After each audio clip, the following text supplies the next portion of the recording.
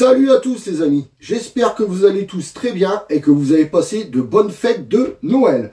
Donc aujourd'hui on se retrouve pour unboxer une figurine. Donc je ne sais pas si vous avez vu, mais dans l'onglet communauté de ma chaîne YouTube, j'avais mis un petit sondage pour savoir quelle figurine vous voulez que j'unboxe en premier. Donc j'avais mis la Bouane, j'avais mis la Badak, le Goku Pod et le Végéto. Donc c'est le Lodé, la Bouane qui est arrivé largement en premier dans les sondages. À mon avis, vous voulez tous l'avoir pour le sujet qui fait tant parler, apparemment la grosse jointure qu'il y a sur sa crête. Donc on verra ça tout à l'heure. Pour l'instant, on va faire le tour de la boîte et on y va. Donc, on se retrouve pour présenter la boîte. Alors déjà, ils ont fait un effort de présentation sur les boîtes. Vous voyez notre figurine ici, avec les éclairs et tout derrière. Franchement, les boîtes sont vraiment très belles.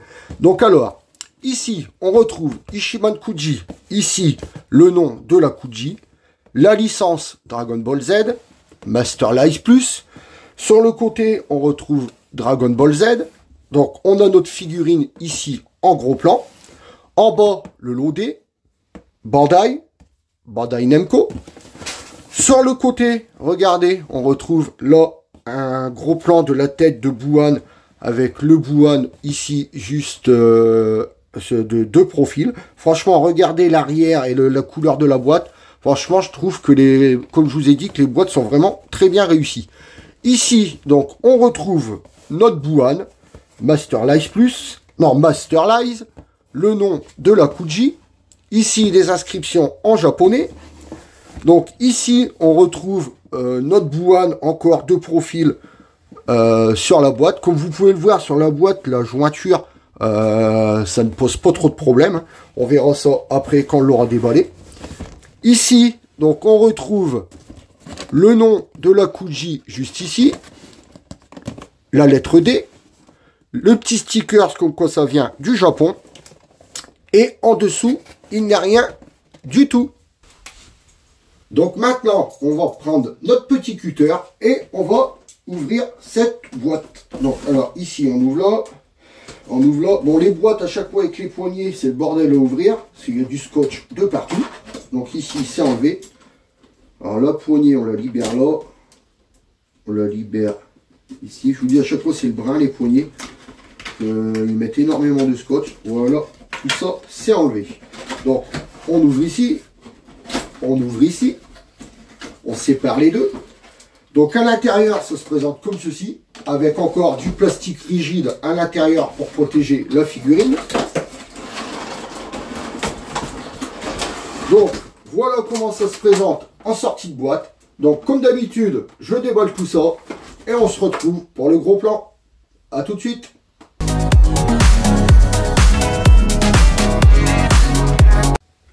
Donc voilà les amis, on se retrouve pour le gros plan. Donc comme vous pouvez voir, elle est en une et deux parties avec le socle. Donc ici, on retrouve un gros socle. Quand je dis gros, c'est vraiment gros. Vous voyez, il fait toute ma main. Donc déjà, il est transparent. Après, je sais pas du tout pourquoi ils nous ont mis un socle, car en dessous de ses pieds, il y a déjà deux gros socles. Donc je pense qu'elle tiendra debout sans ça. Mais ça, on verra ça tout à l'heure. Donc avant de commencer, je mets un petit extrait et on se retrouve après.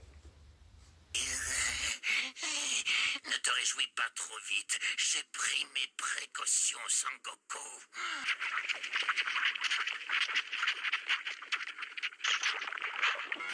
Tu ne vois pas qu'il me manque quelque chose? À ton avis, pourquoi je n'ai pas recollé ce dernier morceau?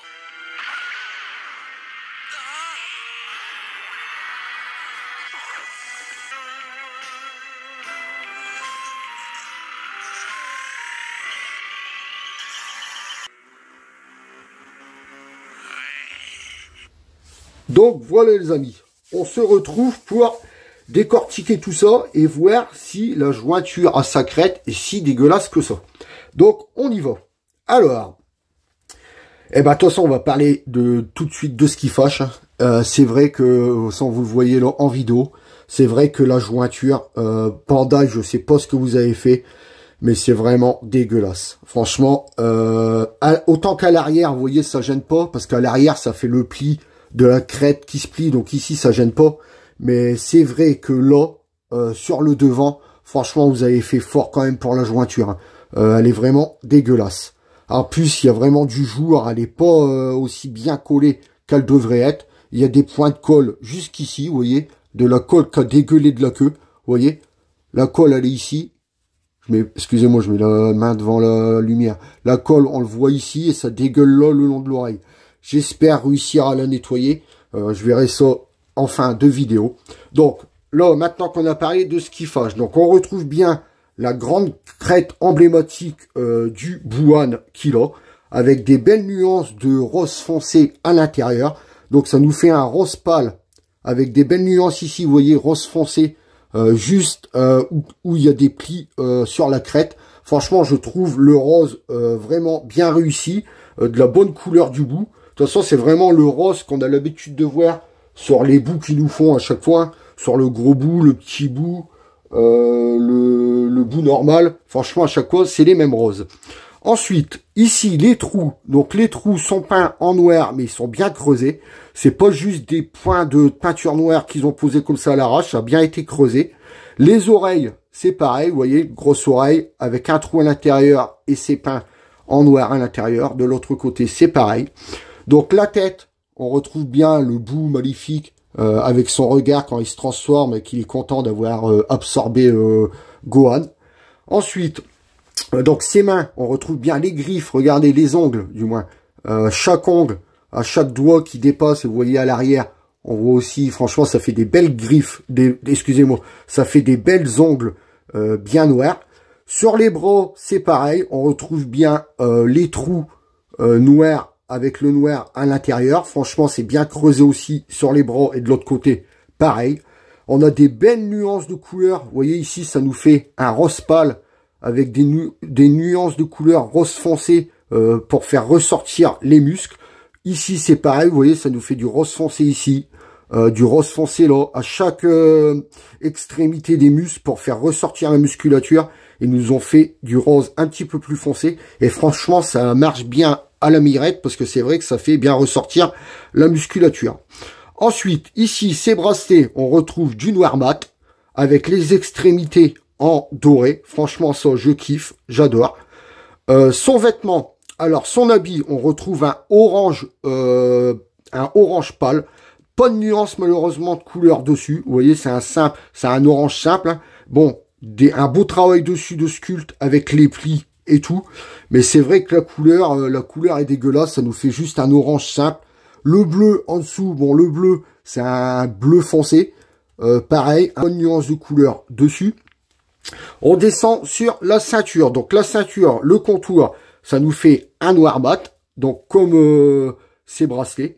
Ici, on retrouve bien la boucle dorée avec le M dessus. Par contre, le M, c'est juste peint.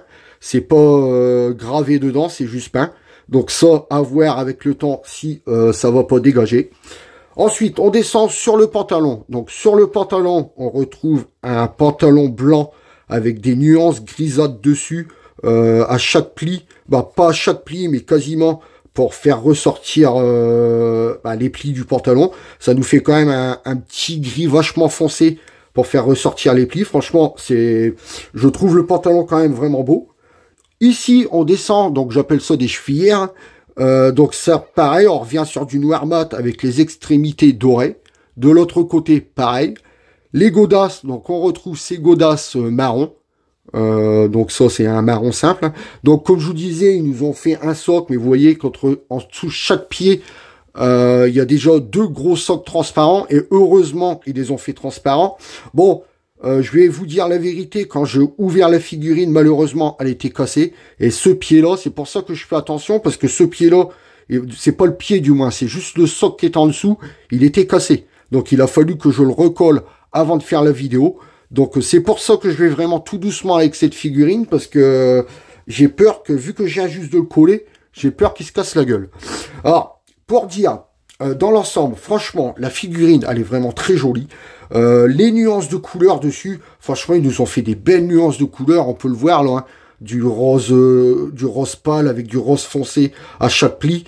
Franchement, le global de la figurine, elle est magnifique. Pareil, les dents, regardez, je vous avais pas fait voir, mais les dents, regardez son sourire et tout. Franchement, je vous dis, le global, elle est magnifique. Et c'est vrai que ce qui gâche tout, c'est la jointure qu'il y a sur la crête. Et ça, je sais pas ce qui leur a pris de faire ça. Parce que on peut regarder hein, de tous les bouts qu'on a eu. Bon, certes, vous allez me dire que tous les bouts que pour l'instant on a eu, c'était pas une grande crête comme ça. Mais ils avaient fait la tête avec la crête en un seul bloc. Là, en plus que cette figurine-là était attendue, ils auraient pu faire un effort. Ils savaient très bien que les collectionneurs auraient gueulé pour la jointure qu'il y a là. Moi, franchement, le gros défaut que je trouve sur cette figurine, c'est la jointure et la couleur du maillot. Franchement, mis à part ça, je trouve qu'elle est vraiment très jolie comme figurine. Donc maintenant, on va la mettre debout. On va voir si elle tient debout sans socle. Donc on la pose et on voit ça tout de suite. Bon les amis, moment de vérité. Est-ce qu'elle tient debout toute seule? Ouais, franchement, oui, regardez. Bon, elle tient debout toute seule, mais vous voyez qu'on bouge la table. Vous voyez qu'elle n'est pas quand même, elle n'est pas stable. Vous voyez que je vous fais le tour un peu. Je fais attention parce que j'ai vraiment peur que le pied se décolle. De ce côté-là, vous voyez, elle tient pas. De ce côté-là, oui, non, elle tient pas. Non, en fait, il va falloir mettre le socle vraiment pour qu'elle tienne. Il n'y a que comme ça ici qu'elle tient parce que forcément la table n'est pas de niveau. Et encore, vous voyez, elle tient même plus. Tout à l'heure, si elle tient, bah, ça va vachement vers l'avant. Donc, en fait, il va falloir mettre ce socle-là. Mais moi, ce que j'ai peur, c'est que bien sûr, comme par hasard, le socle où il faut le mettre, et là, bien sûr, c'est où mon pied est cassé. Donc là, j'ai bien peur de, si je le mets, j'ai peur de casser le socle qui est en dessous du pied. Donc je vais m'abstenir, je vais attendre que la colle sèche et je le mettrai plus tard. Pour l'instant, pour prendre les mesures de la figurine, j'ai pas besoin du socle. Donc je vais vous prendre les mesures et moi je vous dis par contre, donc si vous l'exposez en vitrine, mettez le socle derrière. Ça va sur son pied gauche si je me trompe pas. Attendez. Oui, si je ne me trompe pas, ça va bien sur son pied gauche. Donc, non, de l'autre côté, ça va pas.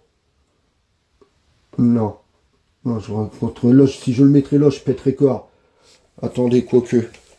Attendez, quoique. Ici, moi, je vois que ça monte comme ça facilement. Et sinon, ça va bien ici, sur son pied gauche. Donc, moi, je vous dis, j'ai peur de la mettre et de le péter. Je vais essayer quand même. Et j'ai peur de péter le plastique en dessous. Non, ben, je vais attendre. J'ai pas envie d'encore faire une catastrophe en vidéo. Donc je vais attendre. Je vais prendre les mesures de la figurine.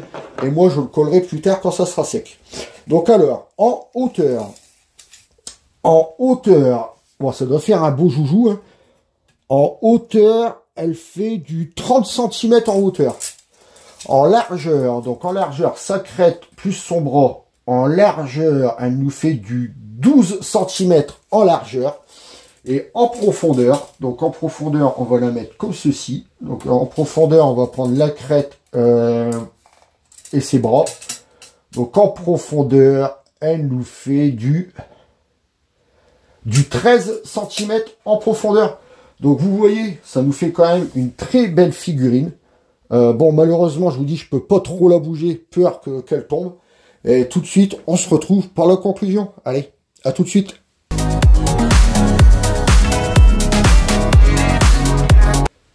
Et voilà les amis, on arrive pour la conclusion. Donc aujourd'hui, je vous aurai déballé le lot D de l'Ichiban Kuji Dragon Ball versus Omnibus Ultimate, qui est sorti le 20 décembre 2024 au Japon. Donc maintenant que je vous ai donné mon avis, à vous de vous faire le vôtre. Donc on arrive à la fin de cette vidéo, j'espère qu'elle vous aura plu. Vous pouvez aussi me retrouver sur Instagram, TikTok et Twitch. Tous les liens sont en description. Sur ce, je vous laisse en compagnie du box. Je vous souhaite de bonnes fêtes de fin d'année et on se retrouve l'année prochaine pour une prochaine vidéo. Salut à tous!